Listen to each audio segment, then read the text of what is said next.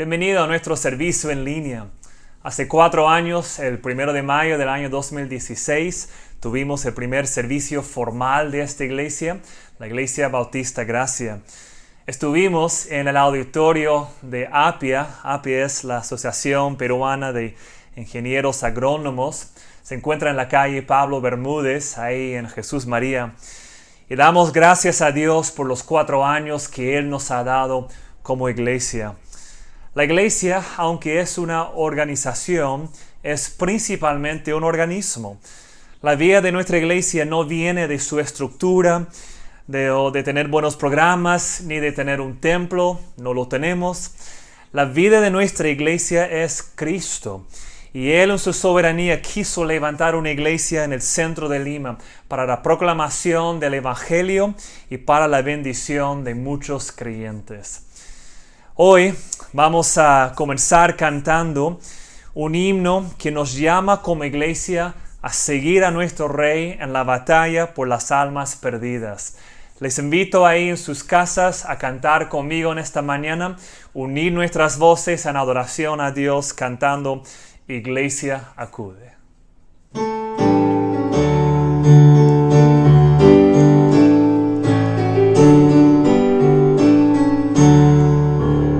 Iglesia acude con leal valor a Jesús tras su llamado. En medio de nuestra debilidad, su perfecta gracia basta. Ante el escudo de la fe, el enemigo huirá. Alcemos juntos nuestra voz de amor, pues hay muchos en tinieblas. Con gran pasión mostremos la verdad a cautivos del pecado. Con la espada del Espíritu batallemos por su gloria, y al enfrentar adversidad no habrá peligro que temer.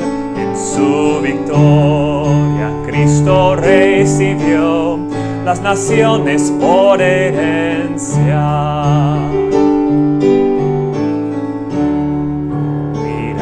La cruz donde el Hijo de Dios por amor fue quebrantado, el enemigo fue aplastado allí, pues Jesús fue levantado. La piedra removida fue cuando la muerte conquistó, y a su retorno que cercano está, lo veremos cara a cara. Espíritu, concédenos valor y tu gracia ante la prueba, para alcanzar nuestro anhelado fin, ser un siervo aprobado. Testigos hay que en triunfo están, así Jesús nos guiará. Escucharemos su apacible voz y en su gloria habitaremos.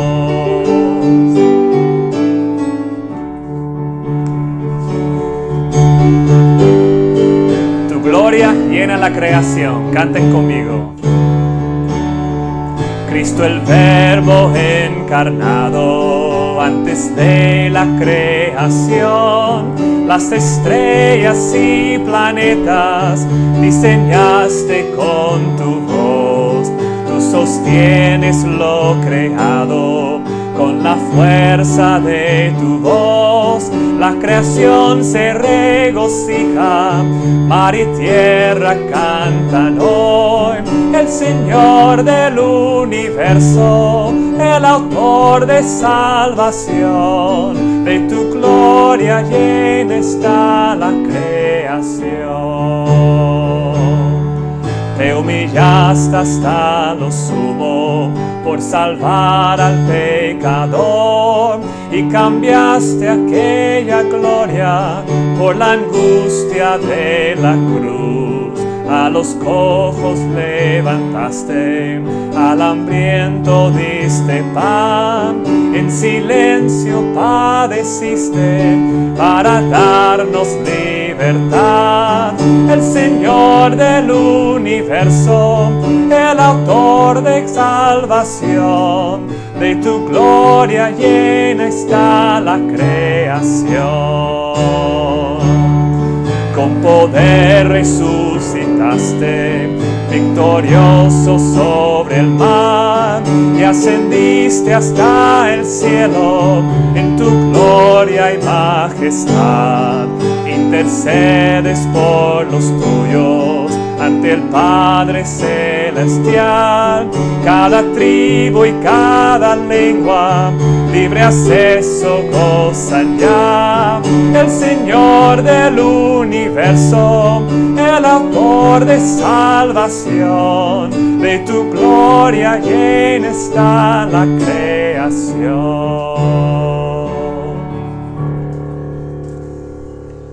En nuestras vidas, en la vida como iglesia, damos gracias a Dios que Él está en control de todo y que Él sabe mejor que nosotros. Necesitamos aprender a descansar en su sabiduría. Uno de los himnos favoritos míos es este himno que a continuación vamos a cantar juntos. Sabiduría de mi Dios. Expresa nuestra dependencia en Él y específicamente en su sabiduría. Vemos su sabiduría en la creación. Vemos su sabiduría en que su Espíritu nos guía. Su palabra nos guía, su Espíritu obrando por medio de su palabra. Vemos también su sabiduría en nuestras vidas en que aunque nos encontramos en tiempos difíciles, Él nos concede su perfecta paz. Y doy gracias a Dios por este himno y por la soberanía de Dios y la sabiduría de Dios obrando de manera unida en nuestras vidas. Canten conmigo, sabiduría de mi Dios.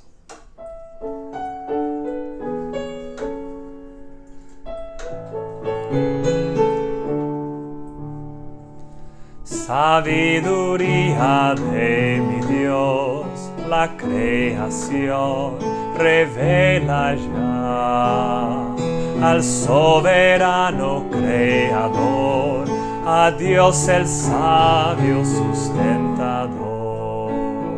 Del mar el fondo Él puede ver y las estrellas conocer. Las estaciones guía Dios, la tierra gira al oír su voz.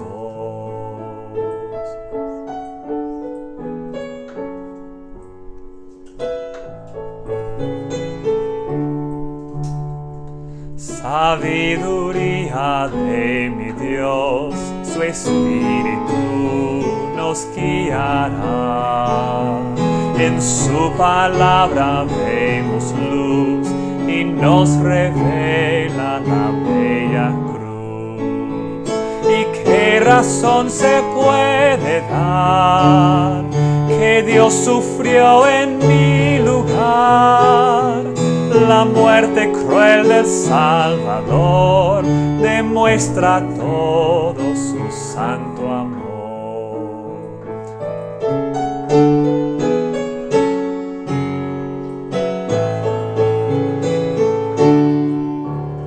Sabiduría de mi Dios, concédenos perfecta paz.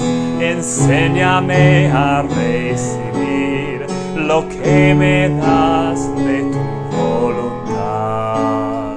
Y la aflicción pintó un color en el paisaje de tu amor. Pues en las pruebas te diré, en tu poder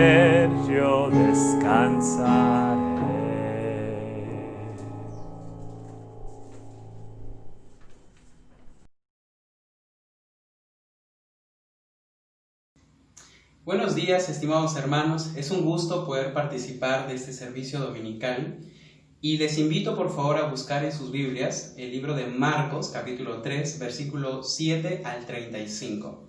Le daré unos segundos para que usted pueda buscar y así pueda leer junto conmigo. Bueno, leamos lo que la palabra del Señor tiene que decirnos en esta mañana. Mas Jesús se retiró al mar con sus discípulos, y le siguió gran multitud de Galilea y de Judea, de Jerusalén, de Idumea, del otro lado del Jordán, y de los alrededores de Tiro y de Sidón. Oyendo cuán grandes cosas hacía, grandes multitudes vinieron a él. Y dijo a sus discípulos que le tuviesen siempre lista la barca a causa del gentío, para que no le oprimiesen, porque había sanado a muchos, de manera que por tocarle cuantos tenían plagas caían sobre él, y los espíritus inmundos, al verle, se postraban delante de él y daban voces diciendo: Tú eres el Hijo de Dios. Mas él le reprendía mucho para que no le descubriesen. Después subió al monte y llamó así a los que él quiso, y vinieron a él, y estableció a 12 para que estuviesen con él y para enviarlos a predicar, y que tuviesen autoridad para sanar enfermedades y para echar fuera demonios: a Simón, a quien puso por sobrenombre Pedro, a Jacobo, hijo de Zebedeo, y a Juan, hermano de Jacobo, a quienes apellidó Boanerges, esto es, hijos del trueno, a Andrés, Felipe, Bartolomé, Mateo, Tomás, Jacobo, hijo de Alfeo, Tadeo, Simón el cananista, y Judas Iscariote, el que le entregó, y vinieron a casa. Y se agolpó de nuevo la gente, de modo que ellos ni aun podían comer pan. Cuando lo oyeron los suyos, vinieron para reprenderle, porque decían, está fuera de sí. Pero los escribas que habían venido de Jerusalén decían que tenía a Belzebú, y que por el príncipe de los demonios echaba fuera los demonios. Y habiéndolos llamado, les decía en parábolas: ¿Cómo puede Satanás echar fuera a Satanás? Si un reino está dividido contra sí mismo, tal reino no puede permanecer. Y si una casa está dividida contra sí misma, tal casa no puede permanecer. Y si Satanás se levanta contra sí mismo y se divide, no puede permanecer, sino que ha llegado su fin. Ninguno puede entrar en la casa de un hombre fuerte y saquear sus bienes, si antes no le ata, y entonces puede saquear su casa. De cierto os digo que todos los pecados serán perdonados a los hijos de los hombres, y las blasfemias cualesquiera que sean, pero cualquiera que blasfeme contra el Espíritu Santo no tiene jamás perdón, sino que es reo de juicio eterno. Porque ellos habían dicho: tiene espíritu inmundo. Vienen después sus hermanos y su madre, y quedándose afuera, enviaron a llamarle. Y la gente que estaba sentada alrededor de él le dijo: Tu madre y tus hermanos están afuera y te buscan. Él le respondió diciendo: ¿Quién es mi madre y mis hermanos? Y mirando a los que estaban sentados alrededor de él, dijo: He aquí mi madre y mis hermanos, porque todo el que hace la voluntad de Dios, ese es mi hermano, y mi hermana, y mi madre. Que el Señor nos bendiga. Les invito a orar conmigo en esta mañana. Padre, deseo que me llenes de tu Espíritu Santo para poder predicar tu palabra en este momento. Te pido que calmes ahí el lugar donde cada uno está escuchando, y que tomes tu palabra predicada de este medio para examinar nuestros corazones, para instruirnos, para deleitearnos y para llenarnos de gozo en el hecho de que pertenecemos a ti y a tu familia, eres nuestro Padre. Gracias por este texto, por Marcos, su fidelidad en investigar y escribir para nosotros, Él lleno del Espíritu Santo, estas cosas. Bendice tu palabra en nuestros corazones hoy. Ayúdame predicándola. En el nombre de Cristo oro. Amén. Continuamos en nuestra serie en el libro de Marcos. La pregunta que nos hacemos es, ¿quién es este hombre Jesús? Cuando empecé a leer y estudiar este texto esta semana, específicamente esta sección, inmediatamente pensé en qué hubiera sentido Jesús en esta variedad de encuentros que Marcos describe aquí. Son varios encuentros con grupos muy distintos ahí. Las multitudes, por ejemplo, acercándose a él y empujando solo para tocarlo. Habían escuchado que si alguien pudiera tocar a Jesús, que sería sano. Y entonces están ahí con esa presión, tanto que Jesús les dice a los discípulos que preparan una barca por si acaso la presión de las multitudes sea demasiada. Su familia, en algún momento aquí su familia dice que está loco, dicen está fuera de sí.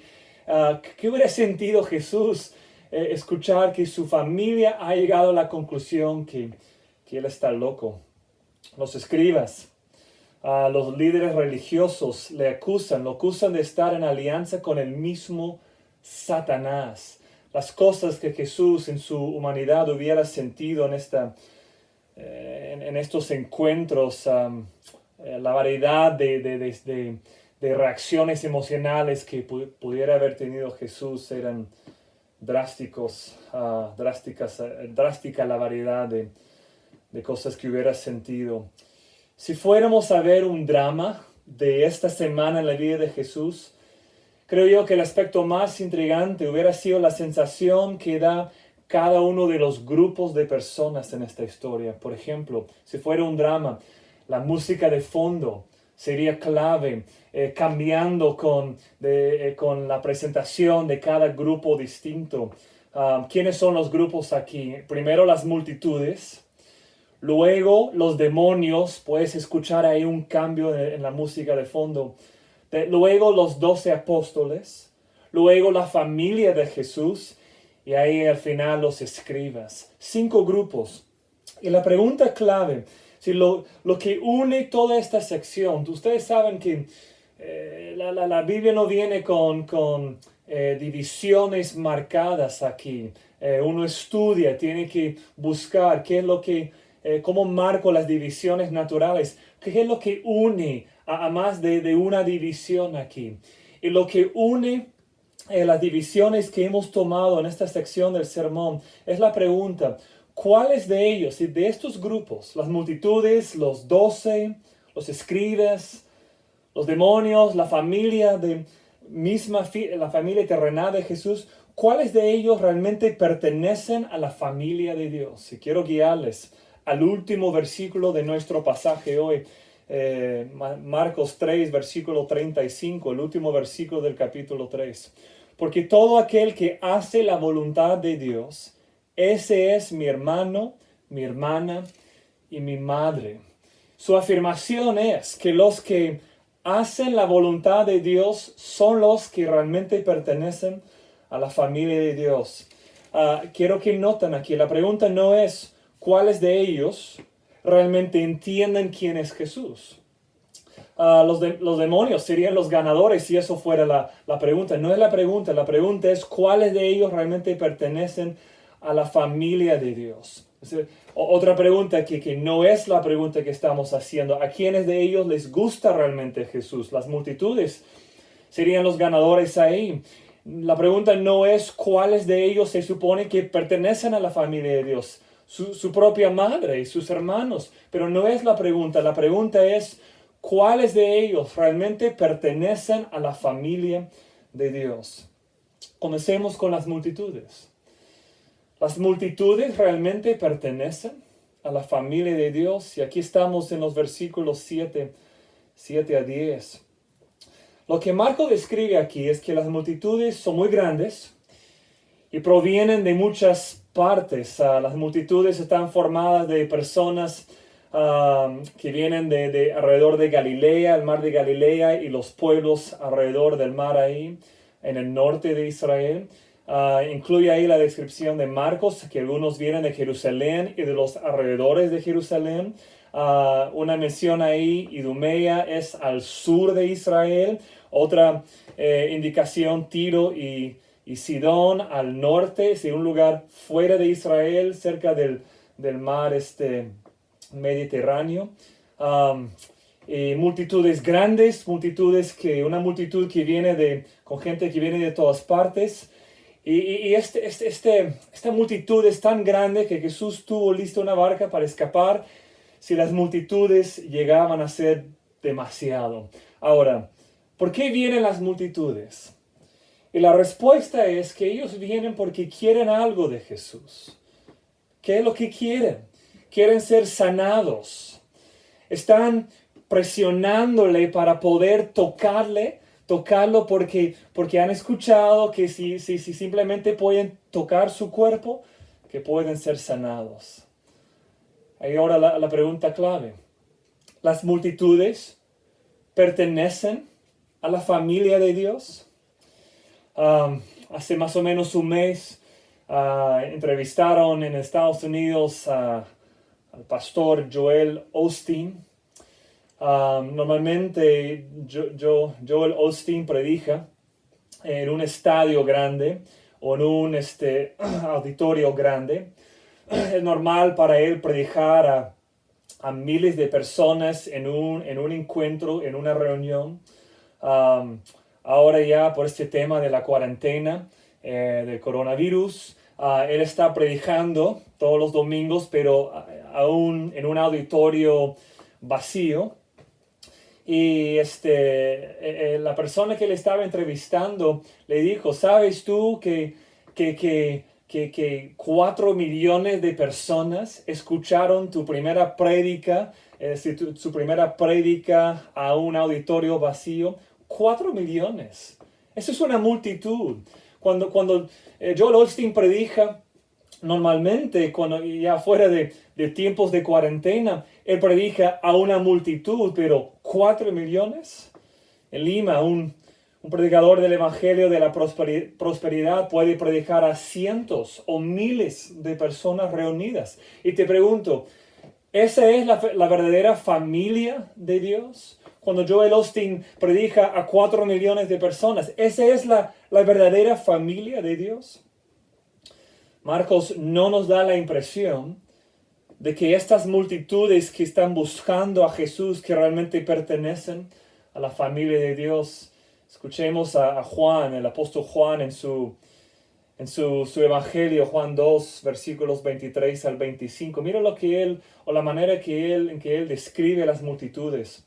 Estando en Jerusalén en la fiesta de la Pascua, muchos creyeron en su nombre, viendo las señales que hacía, pero Jesús mismo no se fiaba de ellos, porque conocía a todos y no tenía necesidad de que nadie le diese testimonio del hombre, pues él sabía lo que había en el hombre. Jesús observó que las multitudes le estaban siguiendo, pero no se entregaba a ellos, no se fiaba de ellos. ¿Por qué? Porque él conoce los corazones. Él sabe cómo es el corazón del ser humano. Estas multitudes estaban buscándole a Jesús principalmente porque querían ser sanados de sus enfermedades. Si las personas vienen a Jesús principalmente porque quieren algo de Él, en este caso la sanación, no debemos concluir que realmente lo aman, o que realmente lo quieren, o que realmente pertenecen a su familia.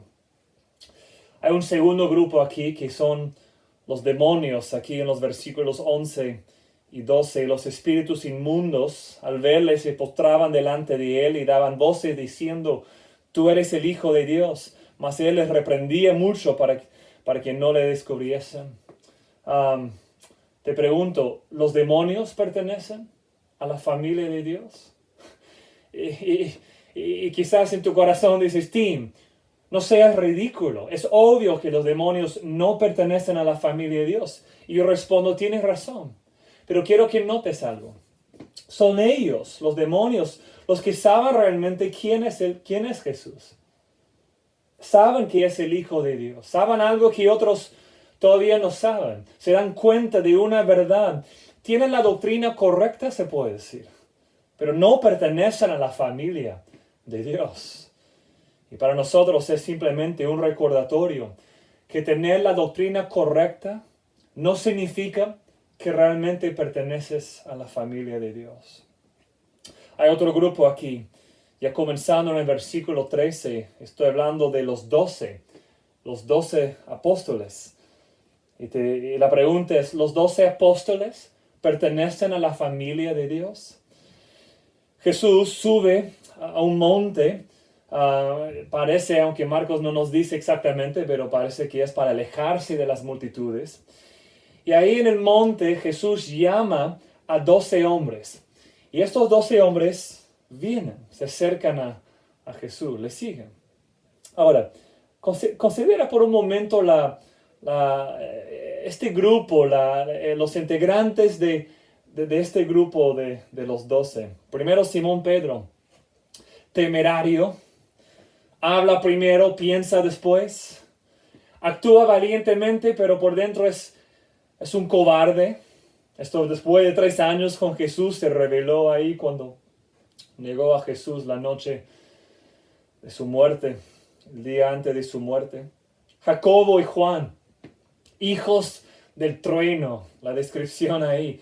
Mateo, probablemente es el mismo Leví que en el capítulo 2 Marcos destaca ahí, cobrador de impuestos, un rechazado por la sociedad, uno que se enriqueció, pero a costo de su reputación como judío ahí.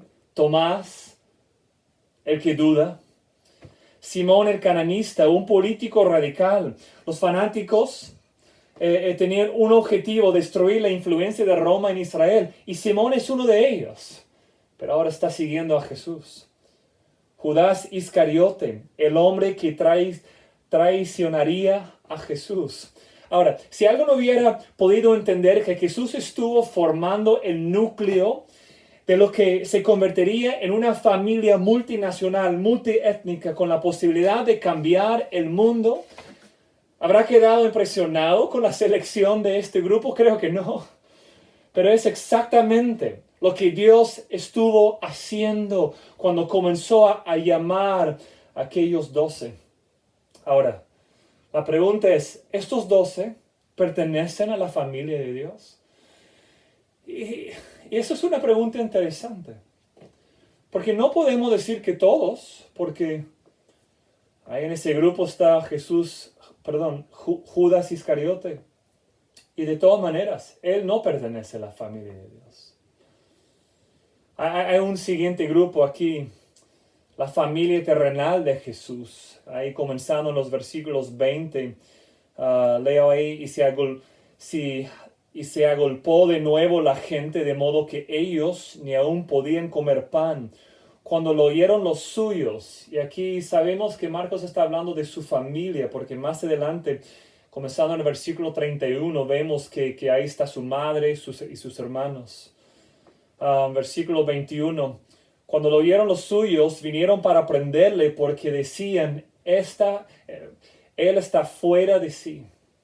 Ahora, los hermanos y la madre de Jesús, su propia familia, pertenece a la familia de Dios. La familia de Jesús ve que las multitudes son tan exigentes con Jesús que ni siquiera tiene tiempo para comer. Ellos deciden ir a rescatarlo de las multitudes. Dicen que está loco, se ha vuelto loco. Y más adelante Jesús está en una casa con las multitudes a su alrededor. Esto se describe ahí en los versículos 31 al 35. Y alguien le dice que su familia está fuera queriendo verlo, probablemente para sacarlo de ahí y llevarlo a su propia casa. Y su respuesta nos debe producir un shock. Su respuesta es, ¿quién es mi madre y mis hermanos?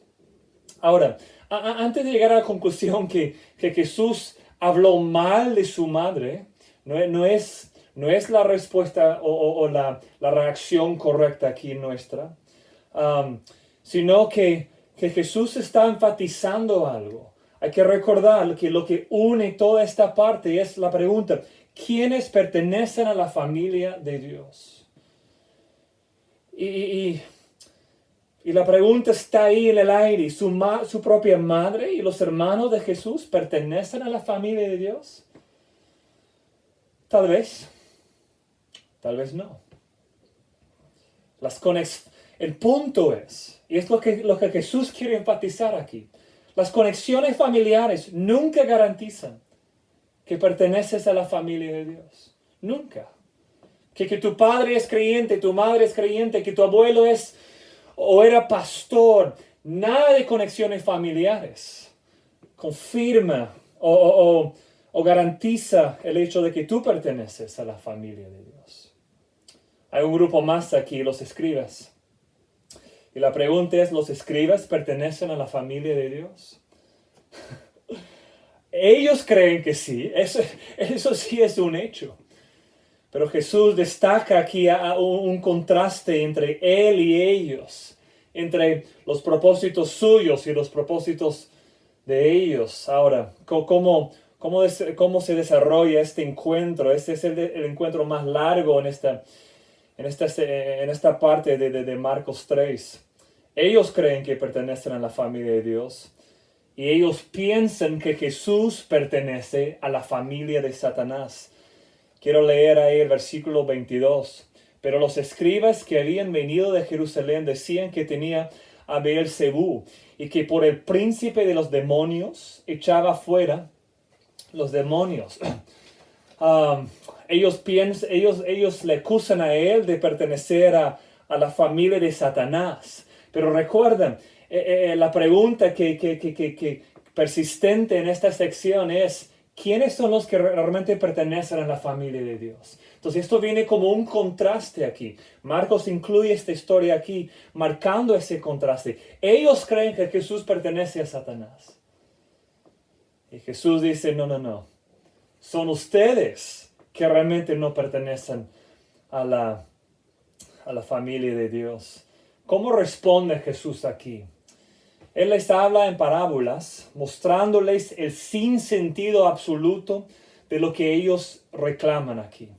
Si Jesús está limitando la autoridad de Satanás, este es su argumento, si Jesús está limitando la autoridad de Satanás al expulsar a sus demonios de las personas, ¿cómo es posible que aquellos actos sean por el poder de Satanás?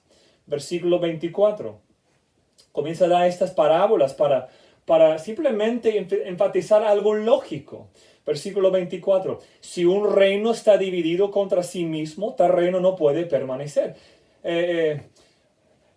Un reino dividido contra sí no permanece. Si Satanás tiene dividido su reino, si por el poder de Satanás Jesús está echando demonio de la gente, no tiene sentido. Versículo 25. Si una casa está dividida contra sí misma, tal casa no puede permanecer. El mismo punto. Pero noten que incluye el tema de casa. ¿Por qué? Porque está ahí esta pregunta. Familia. Casa, familia. ¿Quiénes son los que pertenecen a la familia de Dios? Versículo 26.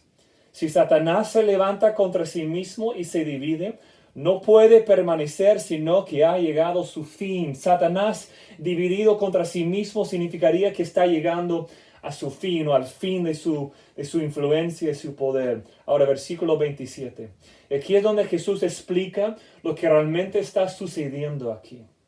Jesús está entrando en la casa del hombre fuerte. Versículo 27. Ninguno puede entrar en la casa de un hombre fuerte y saquear sus bienes. Ahora, en la parábola, el hombre fuerte es Satanás y el hombre que entra, o la persona que entra es Jesús. Sigue ahí.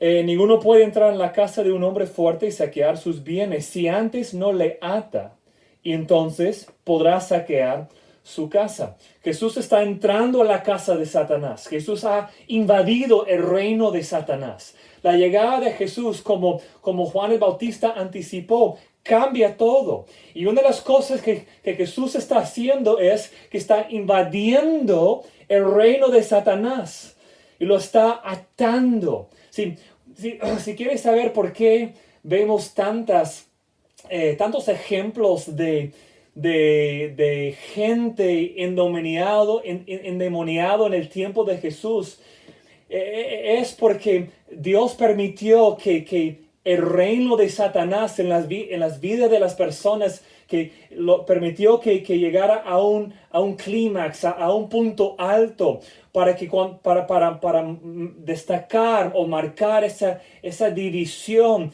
y para marcar que con la venida de Jesús viene atando el poder de Satanás, invadiendo su reino. Cada vez que arroja un demonio de una persona, Jesús está limitando la influencia de Satanás en el mundo. Jesús está saqueando la casa de Satanás. Ahora, los versículos 28 a 30. Quiero leerlos. De cierto os digo que todos los pecados serán perdonados a los hijos de los hombres, y las blasfemias cualesquiera que sean. Pero cualquiera que blasfeme contra el Espíritu Santo no tiene jamás perdón, sino que es reo de juicio eterno, porque ellos habían dicho, tiene espíritu inmundo. Y con esta parte del texto llegamos a uno de los pasajes más difíciles en toda la Biblia. Y la manera de entenderlo es considerándolo en su contexto. La pregunta aquí es esta. ¿Los escribas son verdaderos miembros de la familia de Dios? Si quiero que entiendan la pregunta que nos ayuda a explorar y entender esta sección, este pasaje en Marcos, es ¿quiénes son los que realmente pertenecen a la familia de Dios? En el contexto, la gente ahí, los actores son los escribas. Ellos han acusado a Jesús de pertenecer a la familia de Satanás. Jesús refuta eso. Luego, en lugar de acusarlos directamente de pertenecer a la familia de Satanás, cosa que en otro momento en el libro de Juan lo vemos, que Jesús sí lo hace, diciendo son de su padre, el diablo. Pero en este caso responde de otra manera. Les plantea el problema en forma de prueba. Todos los pecados, dice, serán perdonados a los hijos de los hombres, todos. Y lo que él quiere decir es todo tipo de pecado. Cualquiera que venga a Dios en arrepentimiento genuino del pecado, buscando perdón, hallará el perdón que busca. Pertenecerá a la familia de Dios. Incluso un escriba, si se arrepintiera y buscara el perdón, sería bienvenido a la familia de Dios.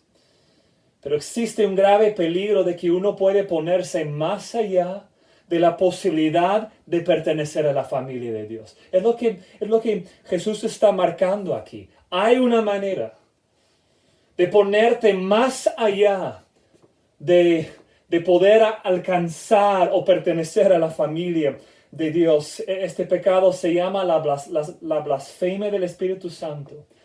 Y la pregunta es cómo debemos entender este pecado. Versículo 29, la blasfemia contra el Espíritu Santo.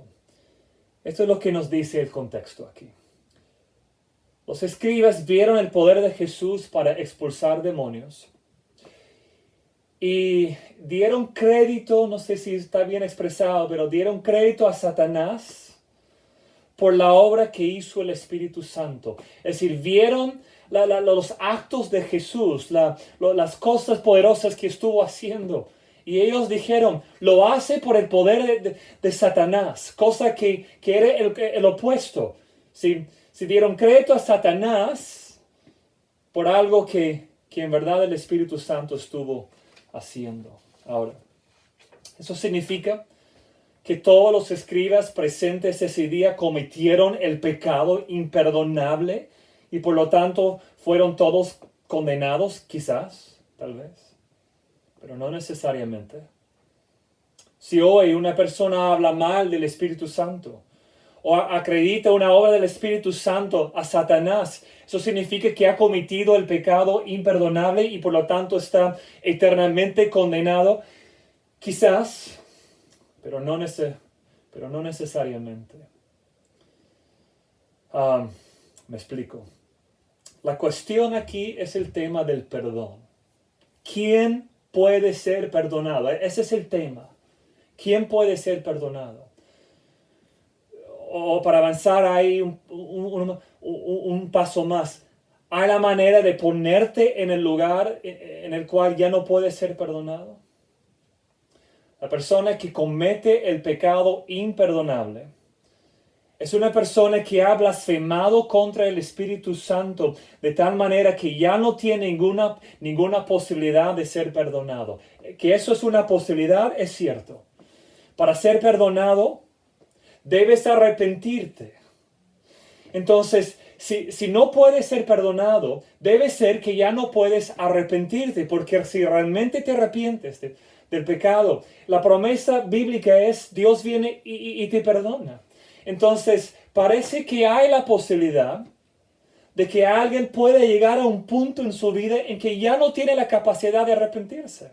Ahora, quiero que entiendas esto.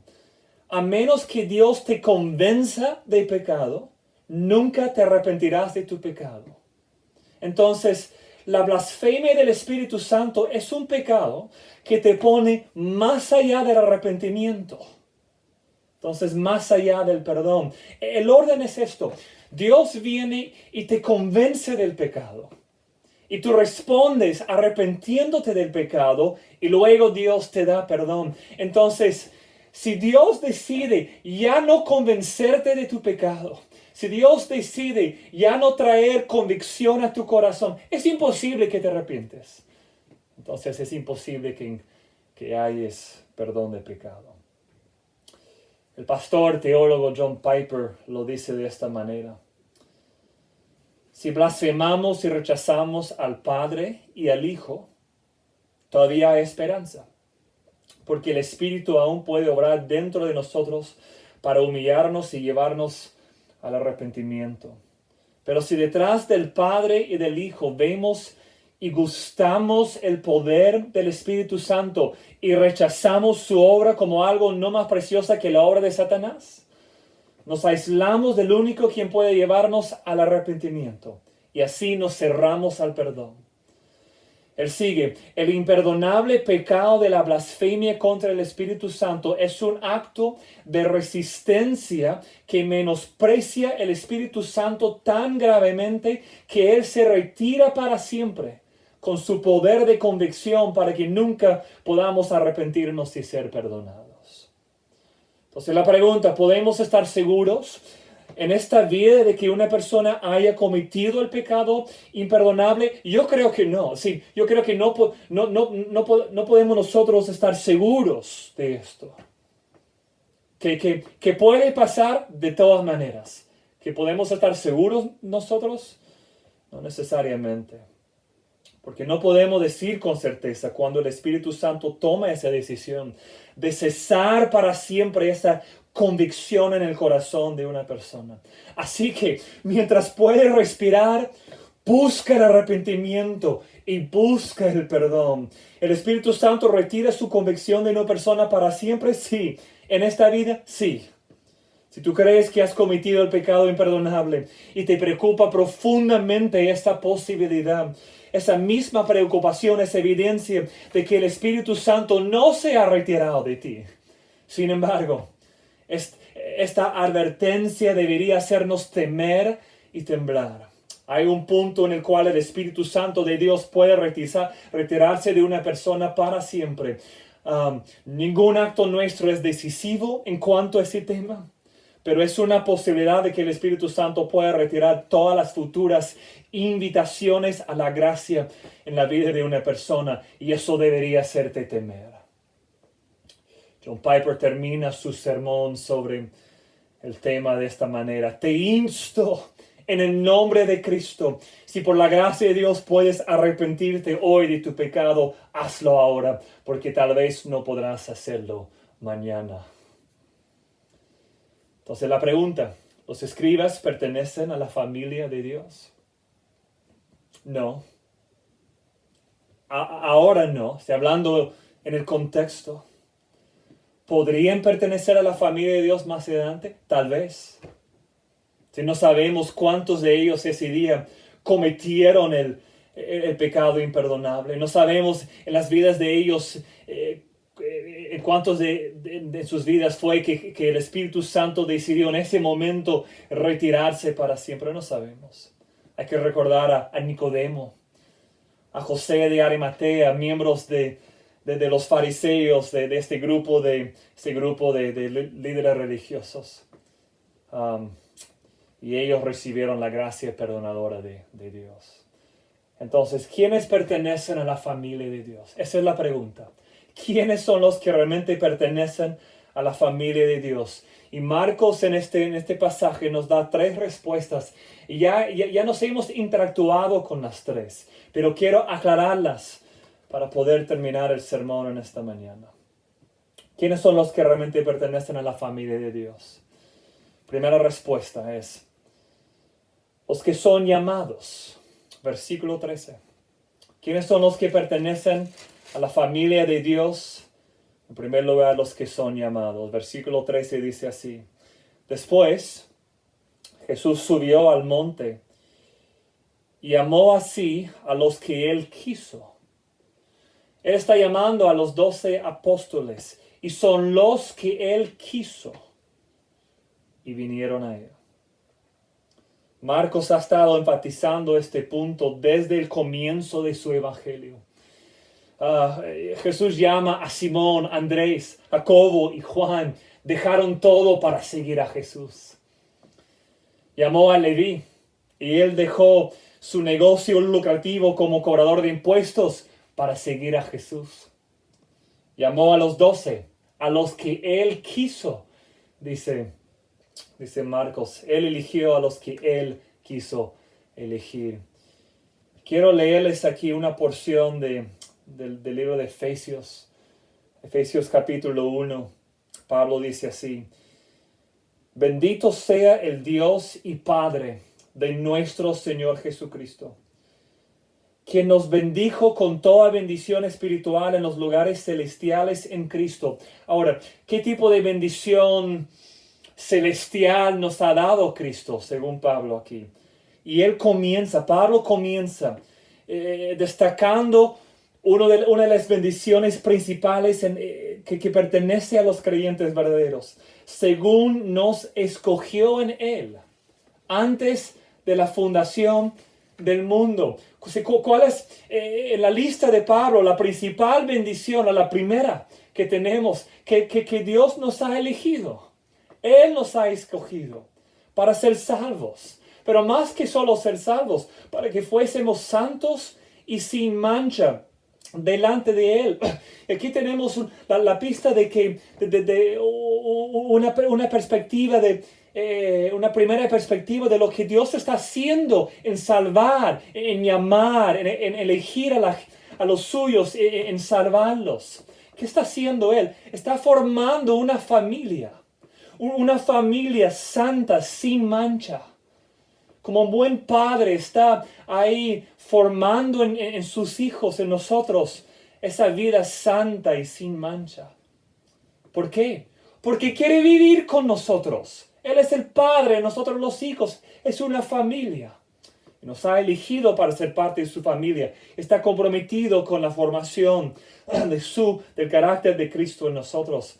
En amor, sigue ahí Pablo, en amor, habiéndonos predestinado para ser, y ahí está la pista, la información que necesitamos para entender que Él está hablando de familia aquí, para ser adoptados hijos suyos. Si nos ha elegido Dios, porque quiere formar una familia, nosotros sus hijos, nos ha adoptado por medio de Jesucristo, según el puro afecto de su voluntad. Es decir, como en el caso de Dios con Israel, lo que Dios les dijo varias veces es que no les eligió porque vi algo especial en ustedes.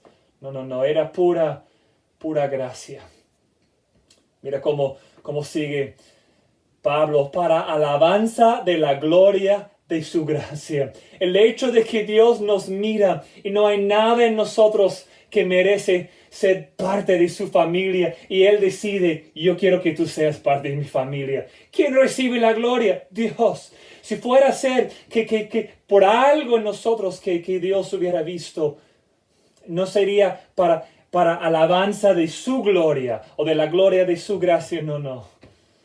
Pero es así, si Dios lo ha hecho así, nos ha elegido como miembros de su familia para que Él reciba la gloria. Y la gloria es la gloria de su gracia derramada sobre nosotros en decir, yo quiero que tú seas mi hijo. La primera respuesta aquí en cuanto a quiénes son los que pertenecen a la familia de Dios, son los que son llamados. Si Dios te ha llamado y has respondido y eres un hijo verdadero de Dios, permite que su gracia en tu vida sea lo que siempre alabes, para que Él reciba la gloria por la gracia que Dios te ha mostrado en elegirte para ser miembro de su familia. Una segunda respuesta es los que han sido perdonados. ¿Quiénes son los que pertenecen a la familia de Dios? Los que han sido perdonados. Versículo 28. De cierto os digo que todos los pecados serán perdonados a los hijos de los hombres. Y las blasfemias cualesquiera que sean. El verdadero miembro de la familia de Dios es el que viene en arrepentimiento genuino para buscar el perdón. Mira la promesa. Todos los pecados serán perdonados. Es decir, todo tipo de pecado. Ahora, ya discutimos, ya vimos la única excepción aquí, la blasfemia contra el Espíritu Santo. Pero el punto aquí en el versículo 28 es si Dios está formando en tu corazón un deseo de que tus pecados sean perdonados por aquel quien te hizo para la justicia, entonces ven, arrepiéntate, encontrarás el perdón y una bienvenida a la familia de Dios. No importa qué tan grave ha sido tu pecado en el pasado, la puerta a la misericordia de Dios siempre está abierta al que responde a esa convicción de parte de Dios y responde en puro arrepentimiento, en profundo arrepentimiento, dándote cuenta que no tienes nada delante de Dios, solo eres pecador, y Dios responde y te perdona. La tercera respuesta a la pregunta, ¿quiénes son los que realmente pertenecen a la familia de Dios? Y esto vemos al final, y es los que hacen la voluntad de Dios. Quiero leer los versículos 31 al 35, la última parte de nuestro pasaje. Vienen después sus hermanos y su madre, quedándose afuera, enviaron a llamarle, y la gente que estaba sentada alrededor de él le dijo, tu madre y tus hermanos están afuera y te buscan. Y él les respondió diciendo, ¿quién es mi madre y mis hermanos? Y mirando a los que estaban sentados alrededor de él, dijo, he aquí mi madre y mis hermanos, porque todo aquel que hace la voluntad de Dios ese es mi hermano y mi hermana y mi madre. ¿Quieres asegurarte de que realmente perteneces a la familia de Dios? ¿Buscas diariamente vivir en obediencia a la voluntad de Dios? ¿Respondes a su convicción de pecado? ¿Confiesas el pecado y buscas el perdón? Si es así, puedes descansar en el hecho de que Dios es tu Padre y tú eres su hijo o su hija. Vive cada día, hermano, hijo de Dios, buscando conocer la voluntad de Dios, y esfuérzate por hacerla. Y Dios responderá dándote la paz que sobrepasa el entendimiento, que brinda una profunda seguridad a tu corazón de que realmente perteneces a la familia de Dios. Padre, honra tu palabra. Confirma en nuestros corazones los que realmente somos hijos tuyos, que somos tus hijos.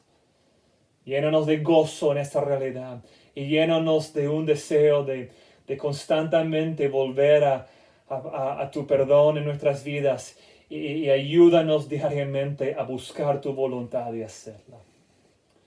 Y Dios, oro por los que están escuchando esto, que no son miembros de tu familia. Dios, llena sus corazones de convicción. Humíllalos para que vean su necesidad de perdón, el perdón tuyo, y llévalos por tu gracia a hallar esa misericordia tuya y el perdón de pecado. Gracias por Jesucristo y lo que tenemos en Él. En su nombre oramos. Amén.